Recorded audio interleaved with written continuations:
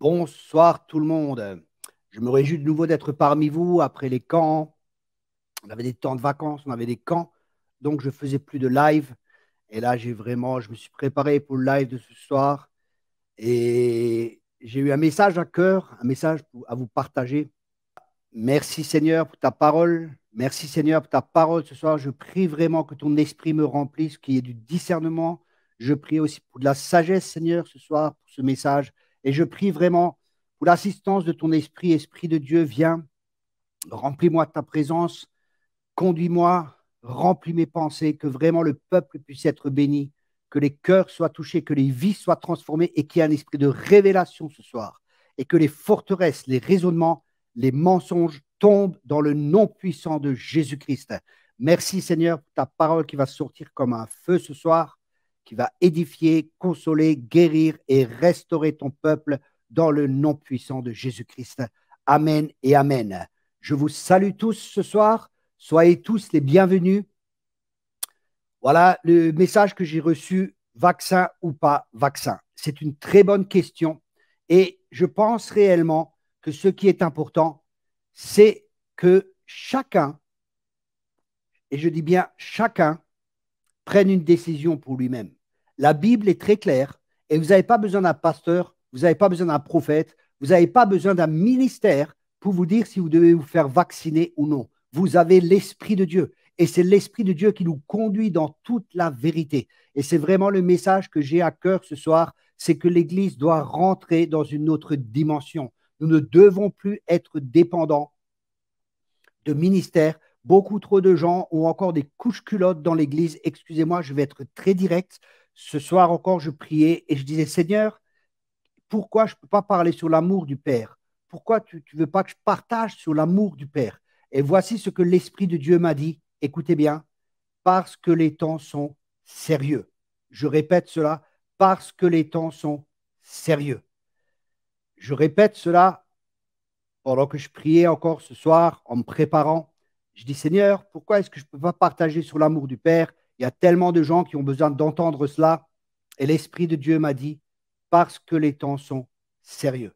Et je crois que dans les temps dans lesquels nous entrons, c'est vraiment, vraiment, vraiment important que chaque chrétien ait une relation personnelle avec le Seigneur, surtout pour prendre une décision aussi importante, vaccin ou pas vaccin. Donc, je ne vais pas vous donner une réponse de vous faire vacciner ou de ne pas le faire. C'est à vous-même de demander au Saint-Esprit, celui qui vous conduit, parce que si nous sommes fils de Dieu, nous sommes conduits par l'Esprit de Dieu. Par contre, je vais partager ce que le Seigneur m'a mis à cœur. Venez avec moi, on va prendre la parole de Dieu dans 1 Chronique 12 au verset 32. 1 Chronique 12, verset 32. De la tribu d'Isaacar, 200 chefs vinrent avec les hommes de leur tribu qui étaient sous leurs ordres. Écoutez bien maintenant, c'était des gens qui savaient discerner. Ils savaient discerner quoi? Comment Israël devait agir en fonction des circonstances. Ils devaient et ils savaient, parce qu'ils avaient du discernement, pour savoir comment agir selon les circonstances. Et comme vous pouvez le constater, nous sommes dans des circonstances particulières actuellement. Nous sommes dans les temps de la fin. Jésus revient bientôt. Jésus est en train de faire un tri dans son Église. C'est un moment vraiment, vraiment important. Une autre traduction dit, de la tribu d'Isaacar, 200 officiers avec ceux qui sont sous leurs ordres, tous savent juger quand et comment les Israélites doivent agir. Ce n'est pas juste la question de quand, c'est bien de reconnaître les temps dans lesquels nous sommes, mais reconnaître les temps n'est pas suffisant. La question est comment devons-nous agir? Quelles décisions devons-nous prendre?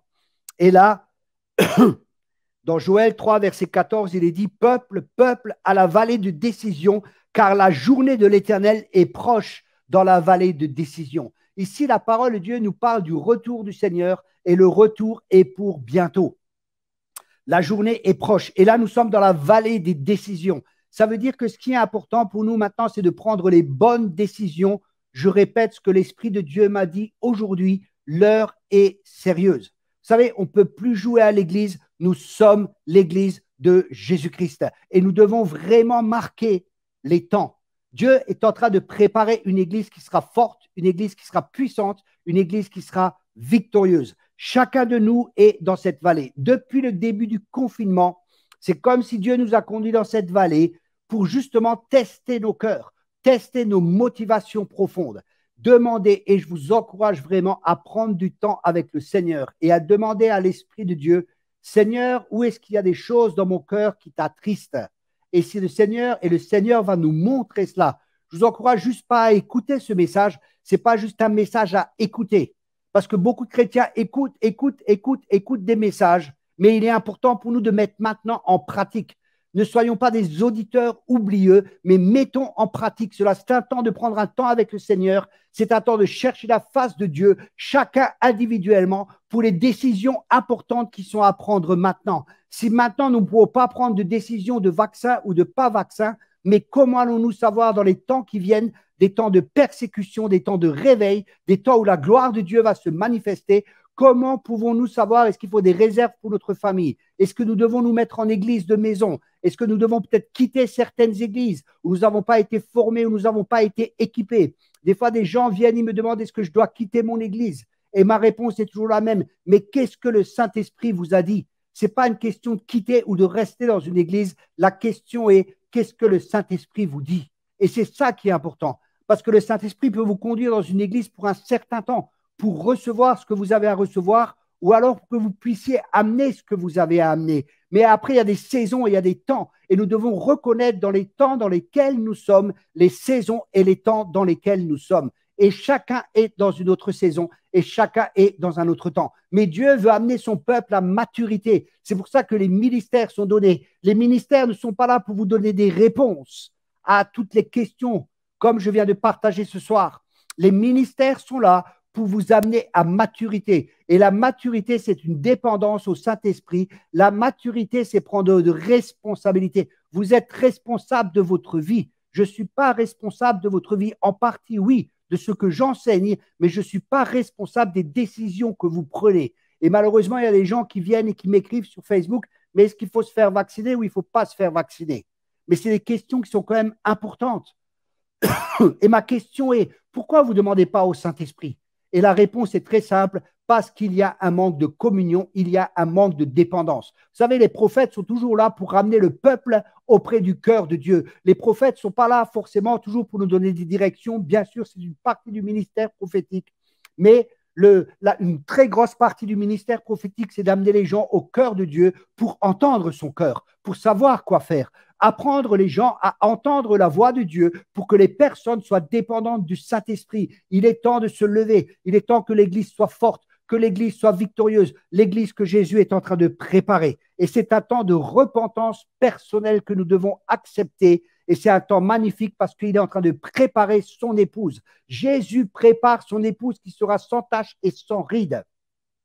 C'est une épouse qui sera laissée préparer par lui, parce que c'est lui qui prépare l'épouse. Mais nous collaborons avec lui, avec l'Esprit de Dieu, dans notre communion avec lui. Nous écoutons ce qu'il nous dit et nous obéissons immédiatement. C'est un temps particulier. Dans Josué 3, verset 5, Josué dit au peuple, sanctifiez-vous. Et c'est le temps de la sanctification, c'est un temps de mise à part. C'est un temps où on permet à l'Esprit de Dieu de travailler nos cœurs, de nous changer, de nous transformer pour que Christ prenne de plus en plus de place en nous parce que le monde a besoin de voir Jésus. Le monde n'a pas besoin de voir des chrétiens religieux remplis de doctrines, remplis de critiques, remplis de jugements qui se critiquent, qui se jugent les uns les autres, mais c'est à l'amour qu'on reconnaîtra que vous êtes mes disciples.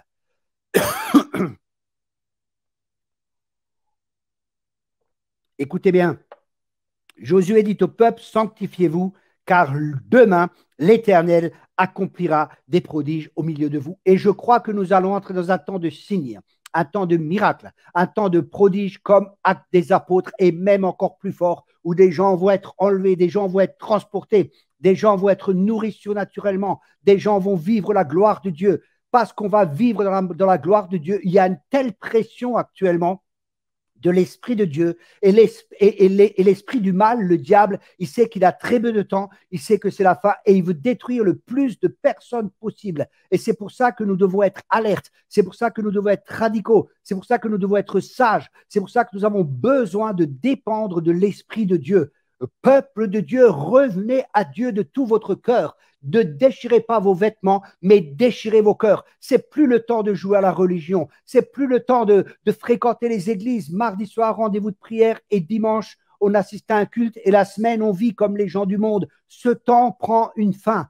C'est le temps de l'apostasie. Un jugement vient. Dieu est en train de juger l'Église. Il est en train de juger, c'est-à-dire de mettre à part des personnes, ceux qui veulent vraiment se sanctifier. Que celui qui se sanctifie continue à se sanctifier, que celui qui pêche continue à pêcher. Dieu lui-même envoie un esprit d'égarement pour ceux qui n'ont pas l'amour de la vérité. Mes amis, ce soir, c'est encore un temps de positionnement. C'est encore comme une fenêtre qui est ouverte encore pour un temps de grâce. Et je vous encourage vraiment à saisir cette grâce, à saisir ce que Dieu est en train de faire, à saisir ce message ce soir. C'est un message vraiment tellement important, mes amis. Ça va décider de votre famille, ça va décider de votre avenir. Je répète ce que l'Esprit de Dieu m'a dit ce soir pendant mon temps de prière. J'ai demandé, Seigneur, mais pourquoi je ne peux pas parler de l'amour du Père? Il y a tellement de gens dans l'Église qui ont besoin de rencontrer le Père. Il y a tellement de gens qui sont blessés. Et Dieu m'a dit clairement, parce que c'est un temps sérieux. C'est un temps sérieux. Après, nous voyons après ça Josué 3, verset 5, il dit, Josué dit au peuple, sanctifiez-vous, car l'Éternel accomplira des prodiges au milieu de vous. Au verset 6, il dit, écoutez bien,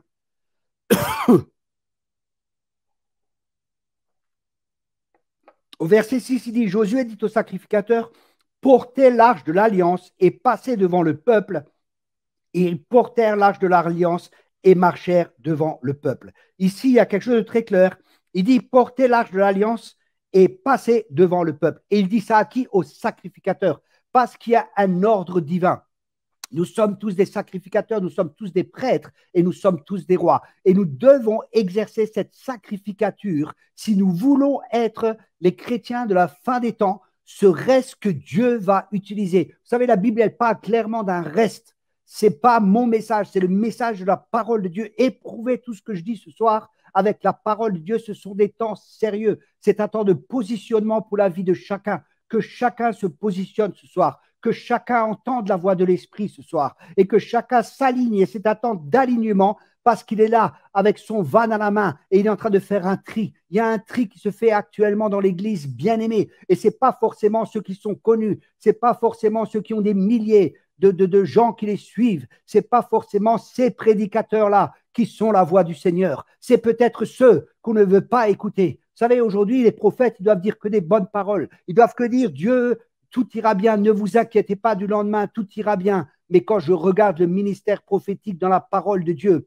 souvent des gens comme Élie, des gens comme Ézéchiel, c'était des gens qui étaient à contre-courant. C'était des gens qui allaient contre l'esprit du monde. C'était des gens qui corrigeaient, qui reprenaient. Et ils faisaient tout cela parce qu'ils aimaient le peuple de Dieu et parce qu'ils avaient la crainte de l'Éternel et parce qu'ils avaient un message qui venait réellement du Seigneur. Ce n'était pas un message pour avoir du monde. Ce n'était pas un message pour leur intérêt personnel. Ce n'était pas un message pour avoir des finances. Ce n'était pas un message pour avoir beaucoup de monde qui les suivent. C'était un message parce qu'ils aiment le Seigneur et parce qu'ils voulaient amener les gens au Seigneur. Jean-Baptiste, celui qui crie dans le désert, la voix qui crie dans le désert, il disait, suivez-le lui, un vrai ministère ne fera pas que vous attachiez à lui, il fera que vous attachiez au Seigneur, il vous conduira toujours vers le Seigneur.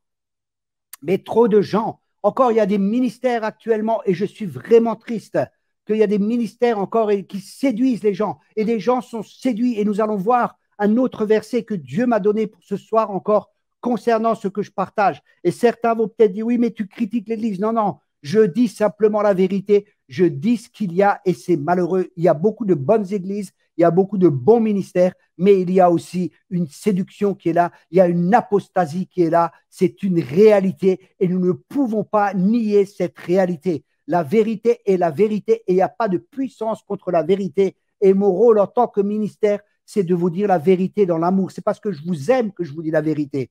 Peut-être que je vais être attaqué. Peut-être qu'il y aura beaucoup de choses qui vont venir. Mais ça ne me dérange pas. Je fais ça parce que je veux lui être obéissant. Je veux plaire à l'Éternel et pas amener une autre parole que la sienne. Et je ne veux pas diluer sa parole. Il est temps que les prophètes de nations se lèvent. Il est temps que les prophètes dans cette nation se lèvent parce qu'il y a des voix prophétiques qui ont peur. Il y a des voix prophétiques qui n'ont pas le courage de parler alors que Dieu leur a dit de parler, mais par peur d'être jugés, par peur d'être critiqués, par peur d'être critiqués, par peur d'être persécutés, ils ne parlent pas. Et j'encourage les prophètes ce soir de cette nation à se lever et à parler, à parler, à parler, parce que le peuple a besoin d'entendre ce que le Seigneur a à leur dire. Le peuple a besoin d'entendre. Dieu est en train de purifier son peuple. Il est là avec son feu, un feu purificateur qui va purifier nos âmes, qui va nous purifier, qui va nous travailler pour porter la gloire qui va venir. Parce que cette gloire elle va être très puissante. Il y aura des signes, des miracles, des prodiges, parce que la gloire de la deuxième maison sera plus grande que celle de la première. La gloire de la deuxième maison sera plus grande que celle de la première. Alors imaginez-vous, si l'ombre de Pierre guérissait déjà les gens, mais qu'est-ce qu'on va vivre? Ça va être glorieux, mais Dieu ne partage sa gloire avec personne. Ce seront des gens qui seront morts à eux-mêmes. Ce seront des gens qui chercheront uniquement une chose, c'est la gloire de l'Éternel. Dieu ne partage pas sa gloire avec qui que ce soit. Vous savez, beaucoup de ministères parlent sur la gloire, mais la gloire, c'est une zone très, très dangereuse parce que si on commence à toucher à la gloire de Dieu, si on commence à s'approprier ces choses pour soi, pour un gain personnel ou pour un profit personnel, on sera très vite enlevé. Il y avait un temps de gloire qui était là dans les actes des apôtres et Ananas et Saphira ont menti quand cette gloire était là. Un jugement a été prononcé par le serviteur de Dieu et ils sont morts. Et c'est un jugement de Dieu prononcé par un serviteur de Dieu. Nous devons revenir à une vraie image de Dieu. Il est terrible de tomber dans les mains de Dieu parce que c'est aussi un feu dévorant. Dieu est notre Père, il nous aime, il est loin à la colère, il est patient, il est riche en bonté, il est miséricordieux, mais en même temps, c'est un feu dévorant. Et nous devons vraiment, vraiment comprendre cela. Écoutez bien, Jésus dit au sacrificateur, pas à n'importe qui. Ça veut dire qu'il y a des gens qui vont être mis à part parce que l'arche de l'Éternel ne pouvait pas être portée par n'importe qui. Et la gloire de la présence de Dieu qui va venir, elle ne pourra pas être portée par n'importe qui parce que Dieu ne partage sa gloire avec personne. Alors soyez un de ces sacrificateurs. Après, il dit portez l'arche de l'alliance et passez devant le peuple. Ils portèrent l'arche de l'alliance et marchèrent devant le peuple. Écoutez bien, ce sont ces gens-là qui vont faire la percée spirituelle. C'est ces gens-là qui vont repousser les ténèbres. C'est ces gens-là qui vont manifester la gloire de Dieu, qui va recouvrir la terre comme l'eau recouvre le fond des mers. C'est ces gens-là qui vont être remplis de l'Esprit de Dieu. C'est ces gens-là qui seront vraiment appelés fils de Dieu parce qu'ils seront conduits par l'Esprit du Seigneur. Ils seront conduits par l'Esprit de Dieu. Et ça, c'est ce que Dieu veut. Tous ceux qui sont arrivés à maturité, c'est ceux qui portent et qui sont conduits, dirigés sous le contrôle du Saint-Esprit. Et nous sommes aux prémices d'un réveil sans précédent. La gloire de Dieu va se manifester comme jamais. Et c'est pour cela que nous devons nous centraliser, nous devons nous centrer, nous devons nous focaliser sur Jésus. Levons les yeux vers Jésus, celui qui commence et qui termine notre foi. On ne peut pas être distrait. Il y a beaucoup de distractions dans le monde. Il y a beaucoup de choses sur les réseaux sociaux. Et je vois des gens qui parlent et qui parlent et qui parlent, des gens qui se disent prophètes et tout le monde qui parle et qui parle à tort et à travers. Mais la question est, d'où tenons-nous nos informations? Quelle est la source de notre information? Et pour nous, dans ces temps de la fin, notre source, c'est lui. Nous devons revenir à cette source. Nous devons revenir à Jésus. Vous savez, dernièrement, j'avais un orateur il y a 3 semaines de cela dans un camp. Et à un moment, il a dit, le peuple de Dieu ne connaît pas Jésus. Le peuple de Dieu ne connaît pas Jésus. Mais vous vous rendez compte? Pendant presque 1 minute, je n'arrivais plus à parler. J'étais tellement saisi par l'Esprit de Dieu. Mon cœur était comme déchiré. Le peuple de Dieu ne connaît pas le Seigneur. Le peuple de Dieu ne connaît pas le Sauveur. Ils ne connaissent pas vraiment. Venez à moi, vous tous qui êtes fatigués, je vous donnerai du repos pour votre âme. Si nous ne venons pas à lui, si nous n'avons pas cette communion avec lui, notre âme ne sera pas en repos. Elle sera toujours, elle ira à gauche et à droite. Et nous serons des chrétiens yo-yo, nous serons emportés à tout vent de doctrine. Nous serons emportés partout par des doctrines de démons. Le dernier qui va parler aura raison. Au lieu d'avoir cette communion intense avec Dieu et une vraie communion fraternelle. Parce que c'est ça les 2 commandements. Tu aimeras Dieu et ton prochain comme toi-même. Et c'est ça, toute la loi est accomplie dans ça. Combien de guerres, combien de divisions, combien de problèmes avons-nous dans nos églises? C'est triste, c'est malheureux, ils se mordent les uns les autres. Je me rappelle un jour, un prophète est venu vers moi et m'a dit, Thierry, prie pour moi. Et j'ai prié pour lui et je dis, écoute, je vois une vision. Et je te vois sur un mur. Et de l'autre côté du mur, il y avait des gens qui se battaient avec des épées.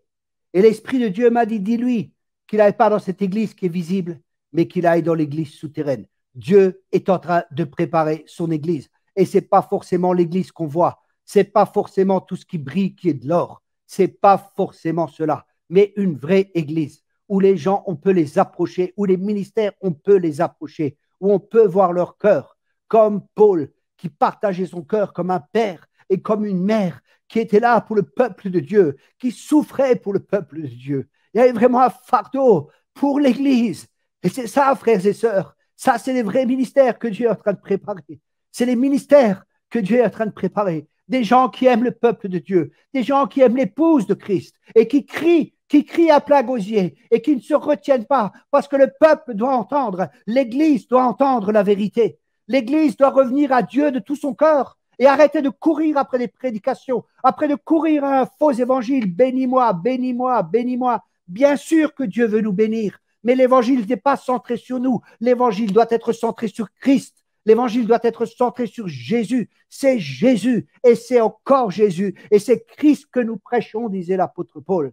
Mais il y a tellement de doctrines de nos jours qu'on prêche des choses sur Christ, mais qu'on ne prêche plus Christ. Et parce que les gens ne voient pas Christ, ils ne sont pas transformés, ils ne sont pas conformés à son image.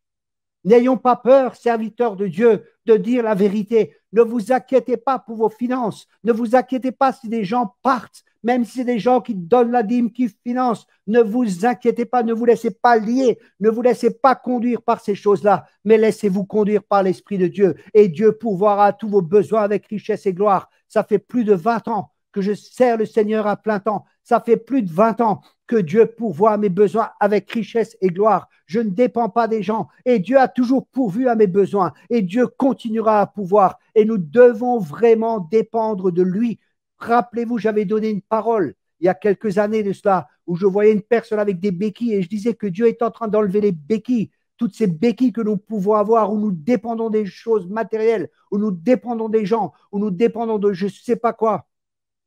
Parce que Dieu veut que nous dépendions de lui. Vous savez, d'où me viendra le secours? Le secours me viendra de l'Éternel. Dieu est en train de briser les idoles dans l'Église. Dieu est en train de briser les vaches secrets. Une idole, c'est quoi? La Bible est très claire. Elle dit qu'une idole, c'est de là où on attend le secours. Alors, regardons dans nos cœurs s'il y a des idoles. D'où attendons-nous notre secours? Est-ce qu'on attend le secours du Seigneur? Ou est-ce qu'on attend le secours de je ne sais quoi? Et c'est là que nous devons nous repentir. Et la repentance, c'est quelque chose qui est bon, c'est bénéfique parce que quand on se repent, notre mentalité est changée, notre mentalité est transformée, notre mentalité est renouvelée et nous sommes transformés à son image parce que c'est ça qui restera pour l'éternité. C'est le caractère de Christ en chacun de nous. Et c'est ce que Christ veut former. C'est ce que Dieu veut former, en nous.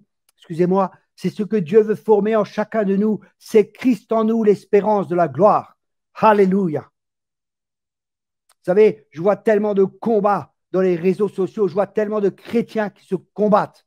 Et ma question est, de quelle sagesse est-il question? Quel esprit les anime? Quelle sagesse les anime? Et la Bible est très claire dans Jacques 3, verset 17. Au contraire, la sagesse qui vient d'en haut est en premier lieu pure. De plus, elle aime la paix. Elle est modérée et conciliante, pleine de bonté. Elle produit beaucoup de bons fruits. Elle est sans parti pris et sans hypocrisie. Ceux qui travaillent à la paix sèment dans la paix une semence qui aura pour fruit ce qui est juste. L'Église doit être unie. Arrêtez de juger ceux qui sont vaccinés ou ceux qui ne sont pas vaccinés. C'est leur responsabilité devant le Seigneur. Arrêtez de critiquer, arrêtez de vous juger. Acceptez, c'est leur responsabilité, même si vous n'êtes pas d'accord. Moi, j'ai mon point de vue et c'est mon point de vue et je suis persuadé et je ne bougerai pas dans cette décision. Mais je vais imposer cette décision à personne. Si quelqu'un fait des erreurs, il doit vivre avec ses erreurs. C'est lui qui est responsable pour sa vie. Bien-aimé, ce soir, j'aimerais te dire qu'une personne mature est une personne responsable. Sois une personne mature, sois une personne responsable. Ne critique pas si quelqu'un est d'un autre avis. À moins qu'il y a des doctrines qui sont vraiment, vraiment démoniaques ou qu'on prêche contre la croix, contre l'œuvre de la croix. Là, Paul reprenait. Il a repris Pierre. Paul était un homme rempli de l'esprit et un homme de courage. Il a repris un serviteur de Dieu devant tout le monde parce que devant tout le monde, il a annoncé une doctrine qui n'était pas celle de la grâce. Il a annoncé la loi et qu'il fallait se remettre sous la loi. Et là, nous devons être comme Paul. En tant que serviteurs de Dieu, nous devons reprendre les ministères qui égarent le peuple de Dieu, qui remettent le peuple de Dieu sous des jougs, parce que le joug de Jésus, il est doux et il est léger. Et nous devons enseigner Christ, prêcher Christ bien-aimé. Alléluia. Écoutez bien. Les personnes qui vont se soumettre humblement à l'Esprit de Dieu vont marcher dans une autorité royale. Écoutez bien ce que je vous dis. Les personnes qui vont se soumettre à l'Esprit de Dieu, qui vont marcher en tant que fils de Dieu, ils vont marcher dans une autorité royale, décréter, prophétiser, pour proclamer les plans de Dieu. Et je crois que cela aura une influence énorme. Je crois même qu'il y aura des gouvernements qui seront renversés. Rappelez-vous, Jérémie, je t'ai appelé pour planter, pour arracher et pour planter. Et ces paroles ont une influence sur plusieurs siècles. Ces paroles ont une influence sur plusieurs royaumes. Et je crois que Dieu est de nouveau en train de lever des gens avec une telle autorité royale. Mais c'est des gens qui seront entièrement livrés au Seigneur. Ce seront des gens qui ne chercheront pas un intérêt quelconque. Ce seront des gens qui seront prêts à perdre leur vie. Comme disait Paul, la mort est un gain. Waouh, waouh, waouh. Mais je suis encore là pour vous. Parce qu'il savait, il avait goûté aux choses du ciel. Et il savait que la mort, c'est juste un passage pour l'éternité, pour la vie avec le Seigneur pour l'éternité. Et ils n'avaient pas peur de mourir. Ils n'ont pas aimé leur vie jusqu'à la mort. Et je crois qu'il y a un temps de persécution qui va venir. Et je crois qu'il y a des gens qui vont être enfermés. Et je crois que des gens vont mourir pour la cause de l'évangile. Mais je crois aussi que ces personnes, comme le dit la parole de Dieu, elles auront une récompense qui sera glorieuse. Maintenant, on ne va pas chercher à être persécuté par nos bêtises parce qu'on fait n'importe quoi. Mais si on est persécuté pour le bien, si on est persécuté parce qu'on annonce l'évangile, si on est persécuté parce qu'on veut que les âmes soient sauvées et qu'on fait des disciples, là, c'est l'esprit de gloire, dit la parole de Dieu, reposera sur nous. Alléluia. Tous veulent l'esprit de gloire, que l'esprit de gloire repose sur eux. Tous veulent voir les signes, les prodiges et les miracles. Mais combien sont prêts à abandonner leur vie? Combien sont prêts à dire oui, Seigneur, que ta volonté se fasse et non pas la mienne? Combien sont prêts à prendre la croix et à le suivre chaque jour? Ce soir, c'est une question que l'Esprit de Dieu pose à chaque personne et je m'inclus dans toutes ces personnes parce que moi, je suis comme vous, j'ai des combats et nous avons tous des combats. Alléluia. Et ces personnes devront laisser leur agenda personnel de côté et chercher non seulement leur royaume, mais celui du Seigneur. Le temps est fini. Dieu ne bénira plus. Les bénis-moi. Bénis, Seigneur, ce que je fais. Bénis mon œuvre. Bénis ce que je suis en train de faire. Ces temps seront finis. Vous allez voir des églises fermées. Vous allez voir des églises qui vont fermer parce que Dieu va les fermer. Et c'est très dur ce que je dis. Vous allez voir des ministères qui vont être enlevés. Vous allez voir des ministères qui égarent le peuple de Dieu, qui vont mourir. Vous allez voir ces choses dans les temps qui viennent parce que Dieu est en train de préparer une église sans tache et sans ride. Dieu est en train de préparer son épouse. Rappelez-vous, l'heure est sérieuse. L'heure est sérieuse. Ésaïe 60, verset 1. Lève-toi, resplendis, car ta lumière est venue et la gloire de l'Éternel s'est levée sur toi. Ici, c'est une parole pour l'Église. Lève-toi, Église de Jésus-Christ. Lève-toi, rentre dans l'autorité royale, rentre dans la dimension que Dieu a prévue pour toi. Marche dans toute l'autorité que Dieu a prévue pour toi. Et là, la gloire de l'Éternel s'est levée sur toi. Car voici les ténèbres couvriront la terre et l'obscurité profonde les peuples. Et c'est ce qui se passe actuellement. Il y a des ténèbres, il y a de la confusion partout. Il y a même de la confusion dans l'Église parce que des esprits de confusion sont libérés. Et la confusion vient parce que les gens sont dans Babylone. Babylone signifie confusion. Sortez de Babylone, mon peuple. Sortez de ces structures humaines. Sortez de cette église faite de main d'homme et venez dans mon église, l'église que je bâtis, dit le Seigneur. C'est le Seigneur qui bâtit son église. Et cette église, elle n'est pas bâtie de main d'homme. Et c'est cette église dont les portes de l'enfer ne prévaudront pas contre elle. C'est une église qui sera victorieuse. C'est une église qui ira de l'avant. C'est une église qui va, alléluia, arracher les âmes de l'enfer. C'est une église où il y aura des disciples. C'est une église où chacun connaîtra son Dieu et chacun saura ce qu'il aura à faire. Chacun connaîtra sa place parce que chacun aura une communion personnelle avec le Seigneur. Et sa gloire sera vue sur toi. Les gens vont le voir et les nations marcheront à ta lumière et les rois à la splendeur de ton lever. Les nations vont venir. Les nations entières vont se tourner vers le Seigneur.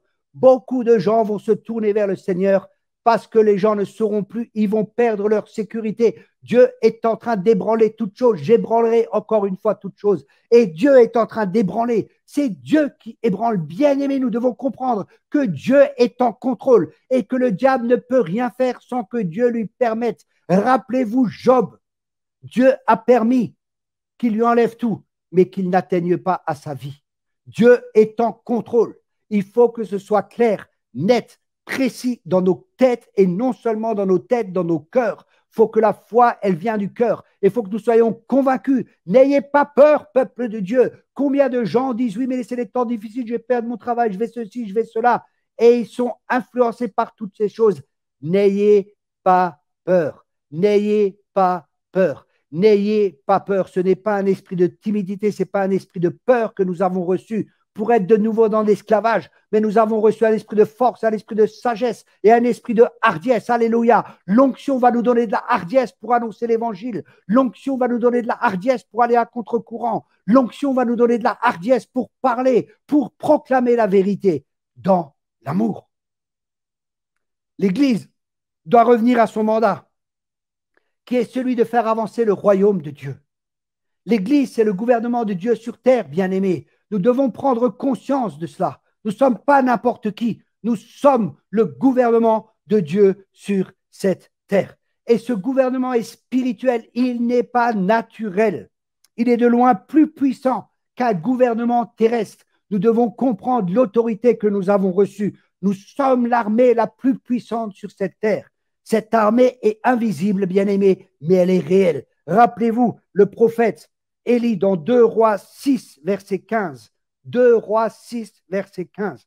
Le lendemain matin, le serviteur de l'homme de Dieu se leva de bonne heure et sortit. Il vit qu'une troupe entourait la cité avec des chevaux et des chars. Le serviteur dit à son maître, « Ah, mon Seigneur, qu'allons-nous faire ?» Il avait la peur, il avait la crainte, et nous sommes environnés de ténèbres, nous sommes environnés de démons, nous sommes environnés de problèmes et de difficultés. Mais sur nous, la gloire de l'Éternel va se lever. Alléluia. Rappelez-vous le verset de Ésaïe 60. Rappelez-vous cela. Et maintenant, regardez ce que le serviteur, ce que Élisée répondit. Élisée répondit, n'aie pas peur, car il avait peur. Et je répète ce soir, n'aie pas peur, peuple de Dieu. L'ennemi essaie de nous intimider, comme Goliath a essayé d'intimider David. Il a intimidé toute l'armée d'Israël, mais il y avait un homme, alléluia, un homme qui s'est levé. Et ça, c'est la génération davidique, c'est la génération d'adorateurs, c'est la génération de guerriers spirituels. David était un grand homme de Dieu, David était un grand guerrier, il avait un cœur pour Dieu. Et ça, c'est la génération que Dieu est en train de lever, une armée puissante, des gens qui seront comme David, qui seront des adorateurs, qui seront des guerriers, qui seront des combattants et qui ne combattront pas de manière naturelle, qui combattront comme David a combattu. À chaque fois, il cherchait la direction de Dieu. Il ne menait aucun combat sans consulter l'Éternel. Et là, il a entendu, Dieu lui dit, quand tu entendras le vent, quand tu iras assis, vous voyez, c'est un combat spirituel, c'est un combat surnaturel dans lequel nous sommes. Nous n'avons pas à lutter contre la chair et le sang, et nous devons être conscients de cela. Mais quand les chrétiens se disputent entre eux, quand les chrétiens se maudissent entre eux, c'est terrible. Ça montre juste que ces chrétiens sont charnels et qu'ils ne sont pas dirigés par l'Esprit de Dieu parce que cette sagesse ne vient pas d'en haut, parce que la sagesse d'en haut, elle est pure et elle est pacifique et c'est dans la paix. Bien-aimés, soyons en paix, même si les gens sont dans notre avis. Des fois, il faudra se séparer des personnes. J'ai dû me séparer de personnes dans mes équipes à plusieurs reprises. Parce qu'il ne voulait pas se repentir, il ne voulait pas de changement et ça a amené une discorde. Et maintenant, on a une équipe où vraiment il y a une paix profonde, il y a un amour profond qui est là. On avait un camp et les gens dans les deux camps, quand vous allez écouter les témoignages qu'on mettra sur Facebook, et qu'on va partager avec vous, vous allez entendre les gens qui disaient, on n'a jamais vécu un amour fraternel pareil. Et c'est à ceux-ci qu'on reconnaîtra que vous êtes mes disciples, à l'amour que vous avez les uns pour les autres. Bien-aimés, je suis vraiment triste avec tout ce que j'entends et tout ce que je vois. En 20 ans, croyez-moi, j'ai visité des centaines d'églises, j'ai discuté avec des centaines de pasteurs, j'ai visité plus de 22 nations.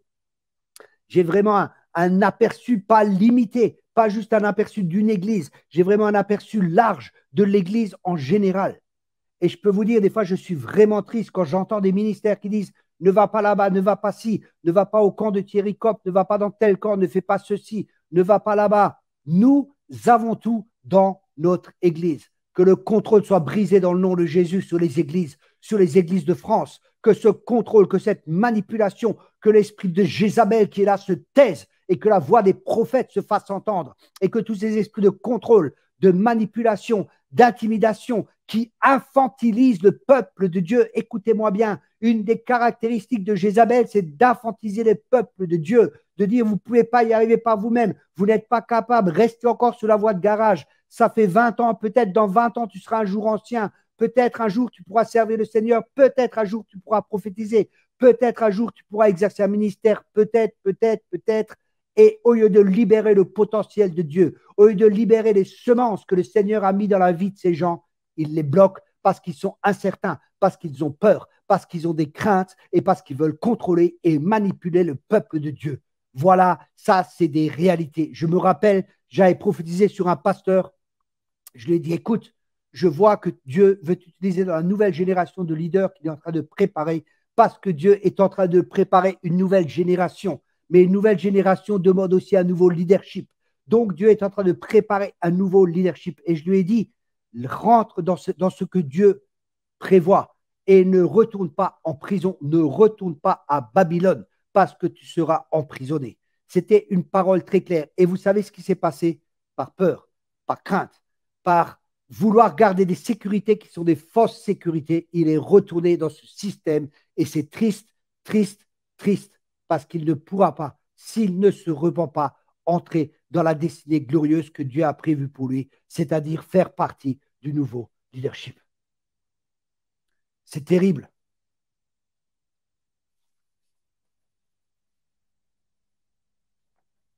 Ouvre les yeux pour qu'il voie. N'aie pas peur, car ceux qui sont avec nous sont plus nombreux qu'eux. Puis il pria. Éternel, je t'en prie, ouvre-lui les yeux pour qu'il voie. L'Éternel ouvre les yeux du serviteur qui vit la montagne pleine de chevaux et de chars de feu autour d'Élysée. Bien-aimés, ceux qui sont pour nous sont en plus grand nombre. Dieu est avec nous. De qui aurons-nous peur?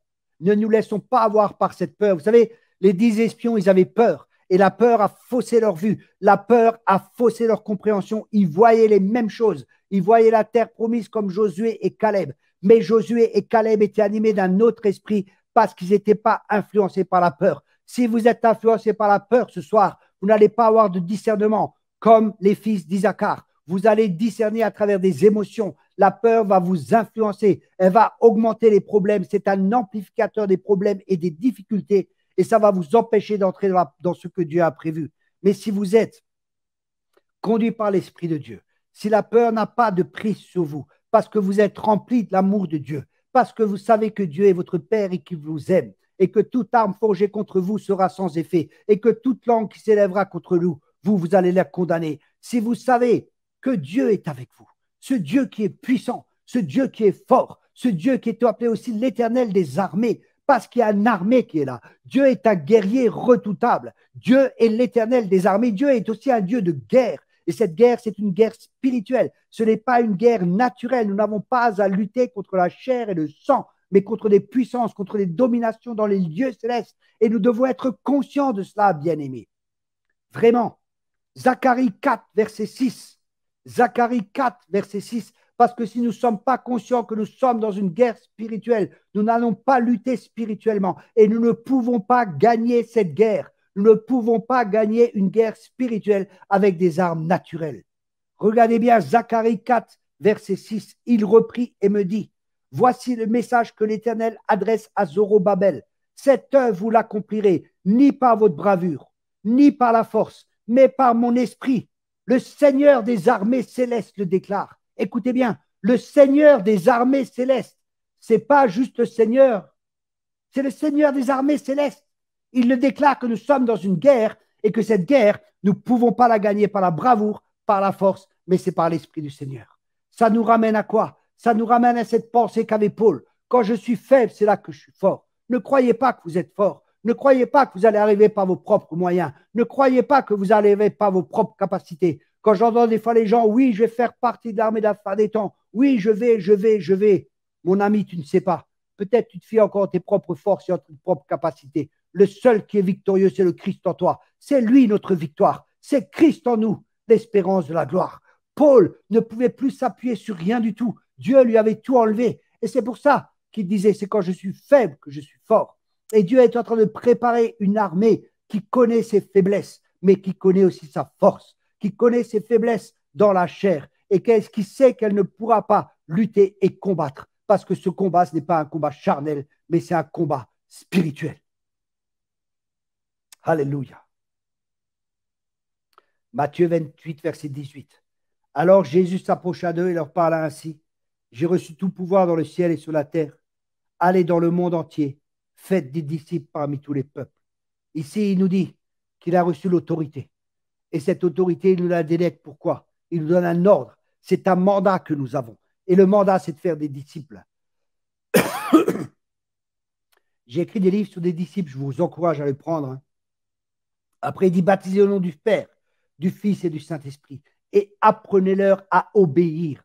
Apprenez-leur à obéir. Apprenez-leur à obéir à tout ce que je vous ai prescrit.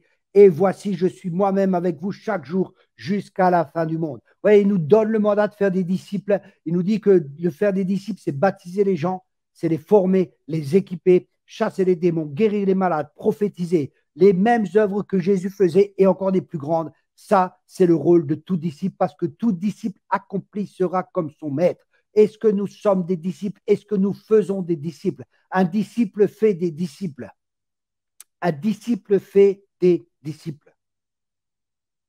Et il nous promet qu'il sera avec nous. Il a toute l'autorité. Et il nous a envoyés en nous déléguant cette autorité. Et c'est ainsi en faisant des disciples que sa seigneurie s'établira. Et parce que sa seigneurie s'établit, son royaume vient. Et c'est ce que Dieu nous demande, c'est que ton royaume vienne et que ta volonté se fasse sur la terre comme au ciel, que ton règne vienne. Il n'est pas question d'une église, il n'est pas question d'un bâtiment, il est question de quelque chose de plus grand que votre petite église locale. Il est question du royaume de Dieu, il est question de l'église universelle. Nous devons avoir une vision apostolique et une vision prophétique et pas juste une vision pastorale. Les apôtres, les prophètes, les pasteurs, les évangélistes, les docteurs doivent travailler ensemble pour étendre le royaume de Dieu et pas juste ma petite congrégation, pas juste mes brebis, il y a beaucoup plus. Il y a le monde à gagner, il y a des missionnaires à envoyer, il y a des âmes arrachées à l'enfer, il y a des églises à établir. Paul allait pour faire des disciples et ces disciples, il les formait pour que les seigneurs puissent les utiliser pour bâtir son église. Nous, on a essayé de faire des églises et on a oublié de faire des disciples. Mais Dieu nous dit de faire des disciples. On doit revenir à ses fondements. Dans Acte 17, verset 6. Mais ils ne les trouvèrent pas. Alors ils emmenèrent Jason et quelques frères devant les magistrats de la ville. Ces individus criaient, ils ont mis le monde entier sans dessus-dessous. Et maintenant, ils sont ici. Waouh! Des disciples qui sont livrés entièrement à Dieu. Ils vont mettre le monde sans dessus-dessous. Ils vont ramener l'ordre de Dieu. Et le désordre, ils vont amener de l'ordre. Ils vont appeler les choses qui ne sont pas comme elles étaient. Ils vont ramener la seigneurie de Jésus. Et notre pays, la France, a besoin de la seigneurie de Jésus-Christ. Elle n'a pas besoin du règne de Jézabel. Elle n'a pas besoin de ce règne corrompu. Elle n'a pas besoin de toutes ces manigances, de tout ce qui se passe dans les ténèbres. Nous devons vraiment prier. L'Église de Jésus-Christ doit saisir le sceptre d'autorité que Dieu lui a donné. Alléluia.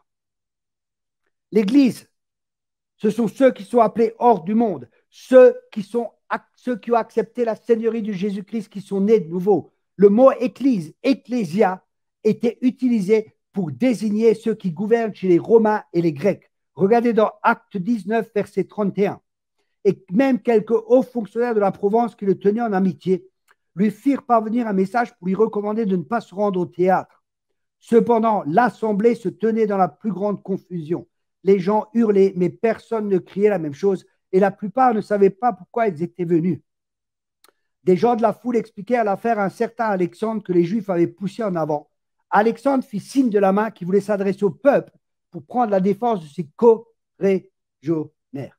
Mais dès qu'on eut appris qu'il était juif, tous se remirent à crier en chœur pendant près de 2 heures. Grande est l'Artémis d'Éphèse. Vous vous rendez compte le combat spirituel qu'il y avait? C'est un combat territorial qu'il y avait là. Écoutez bien. À la fin, le secrétaire de la ville parvint à parmer le peuple. Éphésien, dit-il, quel homme au monde ignore que notre cité d'Éphèse est la gardienne du temple de la grande Artémis et de sa statue tombée du ciel. C'est là un fait incontestable. Il faut donc vous calmer et ne rien faire d'irréfléchi. Vous avez amené ici ces hommes et ils n'ont commis aucun sacrilège. Dans le temple, ils n'ont dit aucun mal de notre déesse. Si donc Démétrius et les artisans de sa corporation des greffes contre quelqu'un, ils n'ont qu'à porter plainte en bonne et due forme. Il y a des jours d'audience et des magistrats pour cela. Et si vous avez encore d'autres réclamations à formuler, on les examinera lors de l'Assemblée légale. Écoutez bien. Mais nous risquons de nous faire accuser de révolte pour ce qui s'est passé aujourd'hui, car nous ne pourrions donner aucune raison pour expliquer cette manifestation. Là-dessus, il ordonna à l'Assemblée de se disperser.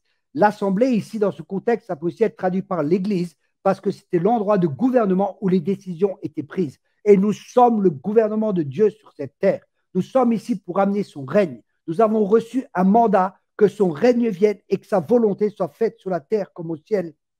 Pardon. C'est ce que Jésus demande de prier. Et s'il nous demande de prier cela, ce n'est pas pour qu'on prie simplement, mais pour que ces choses se réalisent. Et nous devons le savoir, nous devons le croire, nous devons le vivre et nous devons marcher dans cette autorité royale. Nous devons marcher dans ce que Dieu nous demande. Rappelez-vous, Matthieu 16, verset 15, il leur dit, et vous, qui dites-vous que je suis? Et Simon-Pierre répondant, dit, tu es le Christ, le Fils du Dieu vivant. Et Jésus répondant lui dit, tu es bien heureux, Simon, Bar-Jonas, car la chair et le sang ne t'ont pas révélé cela, mais mon Père qui est dans les cieux. Ça, c'est la révélation. Et nous avons besoin de révélation. Et là, nous serons bien heureux. Écoutez bien. Et moi aussi, je te dis que tu es Pierre.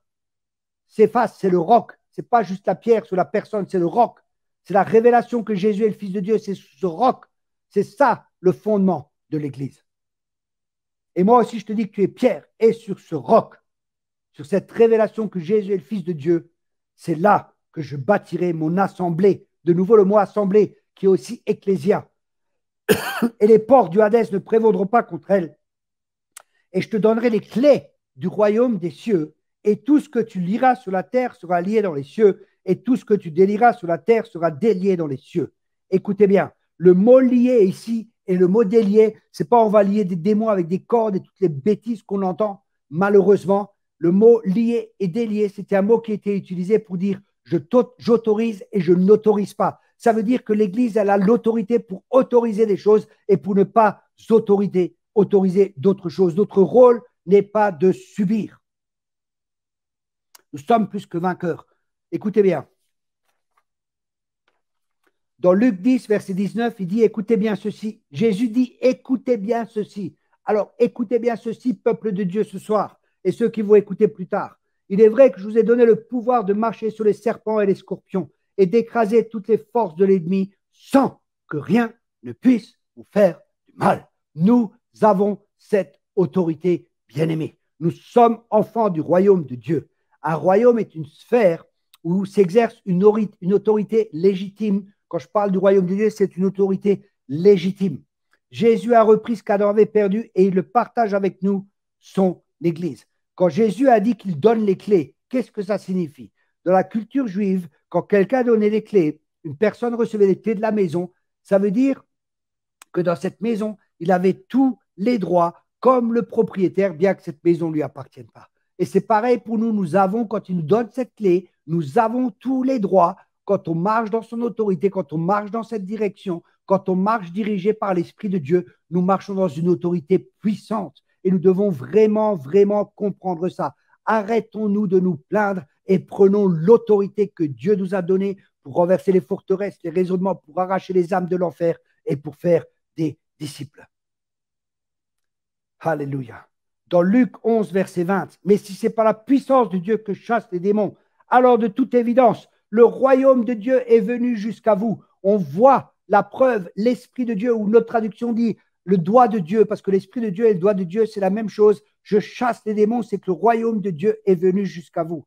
Écoutez, il y a des gens qui me critiquent parce que je fais de la délivrance, mais c'est une preuve de la manifestation du royaume de Dieu. C'est une preuve de la seigneurie de Jésus. C'est une preuve de la victoire de Jésus et c'est une preuve de la défaite de Satan, que Satan est vaincu et qu'il n'a plus aucun pouvoir. Jésus a dit, il n'a aucune prise en moi. Et l'église de la fin des temps, ce sera une église forte, une église victorieuse, une église qui marchera dans l'autorité. Alléluia. Écoutez bien. Vous avez déjà vu un gouvernement qui refuse de gouverner? Des fois, l'Église refuse. Et c'est triste. On refuse de prendre la place. Mais dans le monde spirituel, il n'y a pas de vide. Si nous ne prenons pas la place, l'ennemi va prendre la place. Écoutez bien, Ézéchiel 22, verset 23. L'Éternel m'agrassa encore la parole et me dit, fils d'homme, dis à Jérusalem, tu es une terre qui n'a pas été purifiée, un pays qui n'a pas été arrosé par la pluie au jour de ma colère. Tes prophètes se sont conjurés contre moi. Comme un lion rugissant qui déchire sa proie, il dévore les gens. Il s'empare des richesses et des objets précieux et multiplie les veuves au milieu de toi. Tes prêtres violent ma loi. Ils profanent ce qui est saint.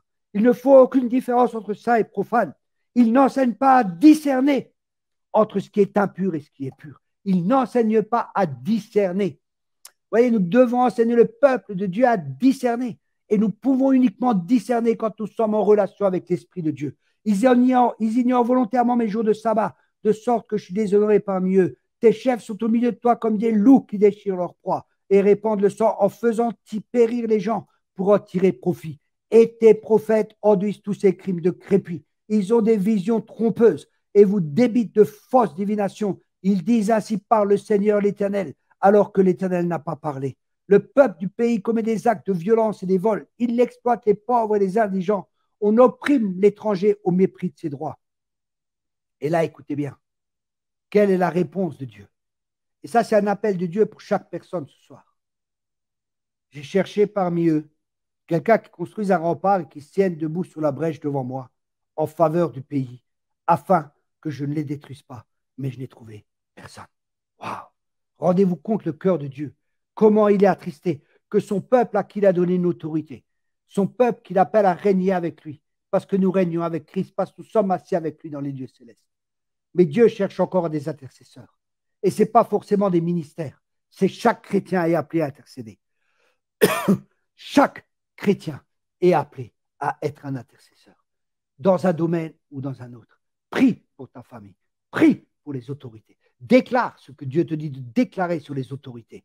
Vous savez, l'Église a le pouvoir de renverser un gouvernement et elle a le pouvoir d'établir un gouvernement. Je crois fermement à cela.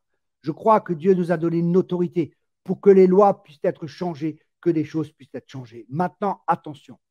Il y a des choses que Dieu a prévues et qui doivent arriver. Ces choses, elles sont écrites. Ces choses vont arriver. Ces choses, elles s'accompliront en son temps et Dieu permet cela. Là, vous pouvez prier contre, il n'y a rien qui se fera. Mais je ne dis pas de prier contre ce qu'on voit, mais contre ce qu'on voit avec les yeux naturels, mais de prier par l'Esprit de Dieu et de faire les proclamations, de faire et de prier par l'Esprit, ce que l'Esprit nous montre et ce que nous devons faire. Et c'est là que l'Église aura de nouveau des grandes victoires. Alléluia. 2 Chroniques 7, verset 14. Qu'est-ce qu'il est de faire? Qu'est-ce que nous devons faire pour changer les choses? Si alors mon peuple, qui est appelé de mon nom, s'humilie. Alléluia. La première chose, c'est de s'humilier. Et s'humilier, c'est reconnaître, Seigneur, tu es Seigneur. C'est toi qui es Seigneur. On doit s'humilier devant notre Dieu et dire, Seigneur, pardon. On doit s'identifier avec les péchés du peuple. Pas croire qu'on est supérieur, parce que tout est grâce dans le royaume de Dieu. On doit s'humilier, permettre à Dieu de nous purifier et après s'identifier avec les péchés du peuple et nous tenir à la brèche et demander pardon à Dieu pour ce qui est fait dans nos pays, dans nos nations, dans nos gouvernements, pour tout ce que l'Église permet que Dieu ne voulait pas qu'il se fasse. Ensuite, recherche ma grâce. On a besoin de la grâce de Dieu pour cela. On a besoin de la grâce de Dieu pour s'humilier. On a besoin de la grâce de Dieu pour se repentir. On a besoin de la grâce de Dieu pour marcher dans ses voies. Tout est grâce dans le royaume de Dieu. Personne ne mérite rien. Vous savez, on peut hâter la venue du Seigneur. La Bible dit que nous pouvons hâter la venue du Seigneur. Et je crois que c'est en gagnant des âmes, en faisant des disciples. Quand le nombre sera plein, le Seigneur reviendra.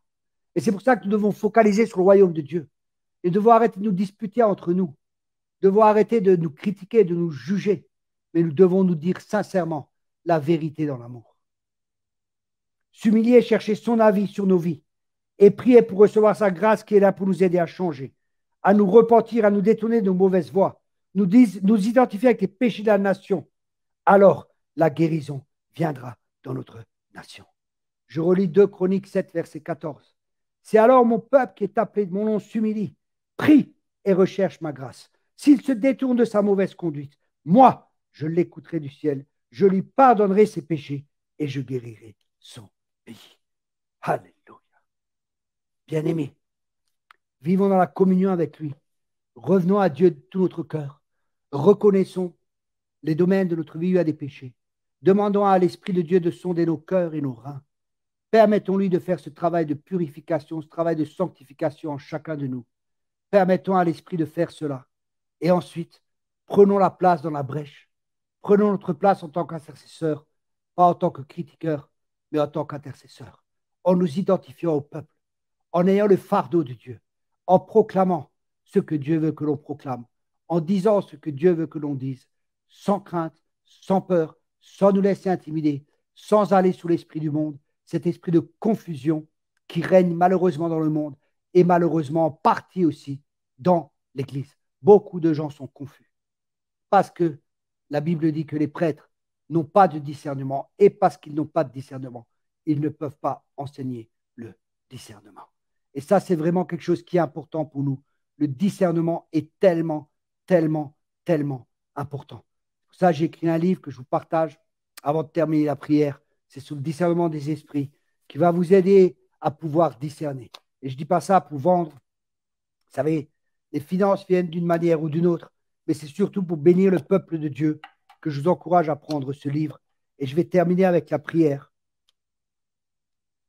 Pour ce message qui n'était pas facile à donner, c'est un message percutant, mais je pense vraiment, et je suis persuadé, je pense vraiment qu'il vient du Seigneur. Mais c'est à vous d'éprouver toutes choses comme les Juifs de Bérée, mais éprouvez par l'Esprit, n'éprouvez pas avec vos doctrines, avec vos traditions, éprouvez avec l'Esprit de Dieu. Seigneur, je te remercie pour ta parole. Je te remercie pour ton peuple, je te remercie pour l'Église de France. Je te remercie pour toutes ces personnes qui se tiennent à la brèche et qui pleurent, Seigneur. Ces personnes qui ne sont pas connues peut-être, mais ces personnes qui ne sont pas connues dans le monde évangélique ou dans le monde chrétien, mais qui sont connues de toi, Seigneur. Ces hommes et ces femmes qui pleurent nuit et jour, qui versent des larmes pour ton Église, qui versent des larmes pour la France, qui versent des larmes pour cette nation. Je te remercie pour ces gens-là et je te prie de les fortifier. Et je prie, Seigneur, pour l'Église en France et l'Église dans le monde, et particulièrement pour les frères et sœurs aussi qui sont au Pakistan, Seigneur. Que tu les assistes, Seigneur. Que tu nous donnes des stratégies aussi pour pouvoir les aider. Et que par ton esprit, tu nous conduises, Seigneur, à faire les œuvres que tu as préparées d'avance. Prépare-nous, Seigneur. Donne-nous des cœurs dociles. Donne-nous des cœurs humbles. Des cœurs qui sont contrits parce que c'est à ce à quoi tu prends plaisir. Crée cela en nous, Seigneur. Crée en moi un cœur pur et un esprit contrit. Crée cela en moi, Seigneur, et dans mes frères et dans mes sœurs. Crée-le en nous, Seigneur. Et utilise-nous comme des vaisseaux. Utilise-nous, Seigneur, pour que ton esprit puisse intercéder au travers de nous. Et pour que ta volonté se fasse, Père, sur la terre comme au ciel. Nous t'aimons, Seigneur. Tu es tout pour nous, Seigneur. Nous t'aimons et nous voulons faire ta volonté, qui est bonne, agréable et parfaite. Merci beaucoup à tous de partager cette vidéo. Je pense que ça va encourager plusieurs. Soyez tous abondamment bénis. Merci d'avoir été là ce soir. Je ne vais plus continuer à faire des vidéos toutes les semaines, mais je vais vraiment prendre du temps à chaque fois dans la prière et partager ce que je reçois. Ça veut dire peut-être dans une semaine, peut-être dans un mois, peut-être dans 3 semaines, je ne sais pas. Mais je vais vraiment prier, chercher la face de Dieu pour avoir des messages qui viennent du ciel pour vous communiquer de la manne fraîche. Parce que je vous aime. Soyez tous bénis. Écoutez ce message et mettez-le en pratique. Que le Seigneur vous bénisse tous abondamment. Merci d'avoir participé ce soir. Bonne soirée à tous.